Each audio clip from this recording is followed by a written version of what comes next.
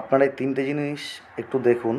এই তিনটে জিনিস কিন্তু বিড়ালের বাচ্চা, ওর পেটে থাকতেই মারা গেছে।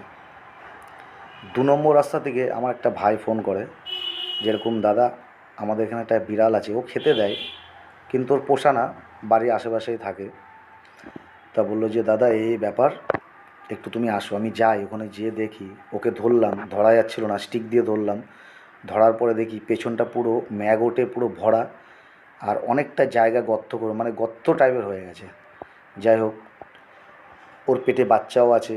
ওর বাচ্চা আমরা আইডিয়া করেছি, আমি যেদিন নিয়ে আসি তার 3-4 দিন আগের থেকে বাচ্চাটা মারা গেছে। ওর অবস্থা ভালোর দিকে ছিল না। ওকে ডাক্তারবাবুকে বলে ডাক্তারবাবু ওকে সিজার করলো, বাচ্চাগুলোকে বের করা হলো। এখন ও মোটামুটি অনেকটাই সুস্থ, কিন্তু তারপরে জানি না কী হবে। যে কোনো দেশি কুকুরের এরকম কোনো ব্যাপার থাকলে কিংবা বিড়ালের ব্যাপার থাকলে আমাদের সাথে কন্ট্যাক্ট করুন, আমরা চেষ্টা করব সলভ করার।